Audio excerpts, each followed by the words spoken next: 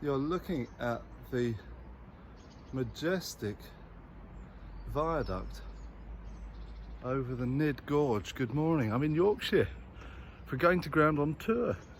Good to be with you. We've taken a couple of days away, it being half term, for a little break at my parents-in-law here. And I've come down for a run by the riverside. It's a glorious autumn morning, just golden orange, ginger and green, beautiful colours in the trees. And I've run alongside the river here. The Nidd Gorge is an amazing thing. You can take boating trips up it, and it falls 120 feet or so. I don't know that, I've just read it on the information sign. Most of what I tell you on Going to Ground is hastily genned up on from information signs nearby, just to let you know it's not all in my head.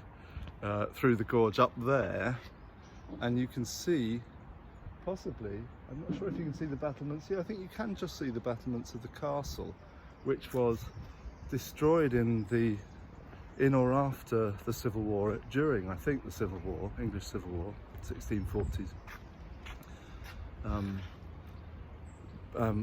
By now, let me get this right, I really ought to know which side it was.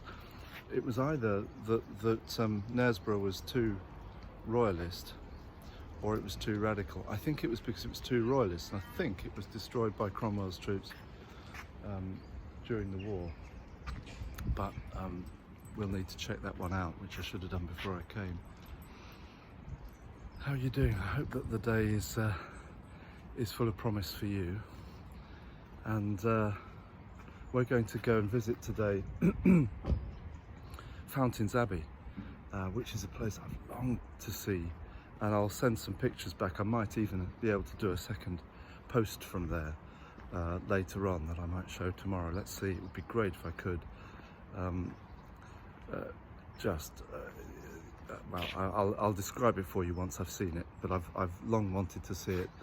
And nearby here, on the other side of the gorge, is a place featured in the new book, which I read about on Going to Ground, which is Mother Shipton's cave, where they have the petrifying well, because of mineral deposits from the River Nidd, I believe, seeping through the rock.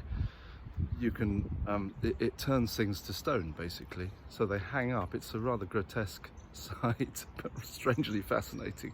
In Mother Shipton's well, they hang up all kinds of things: hats, teddies, you know, anything you like. Small objects are hung up over this sort of dripping cavern, and gradually, over 5, 10, 15 years, they turn to stone, and you can see objects that were attached to the cave in the 19th century, and they're just lumps now in the cave. It reminds me of, I don't know if you've seen Pirates of the Caribbean films, where all of Davy Jones's sailors kind of gradually so encrusted with barnacles and deposits and seaweed, and they kind of turn into the seabed. It's a bit like that. It's a way of preserving or petrifying things and changing their appearance. It's England's earliest tourist attraction, apparently, and has been taking paying visitors since the 16th century. Mother Shipton was a soothsayer who lived in the cave, and whose prognostications about the future apparently including the coming of powered flight or iron ships, was it, various things, hundreds of years later. Well, all of those things play with ideas of past and future and what's before us, and yet the river keeps flowing, and a river is a deeply consoling place wherever you can find one in its constant flow.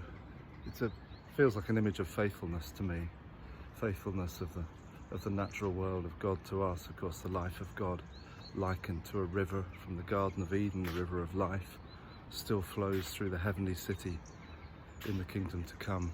So if you can get near a river this week, I commend it to you.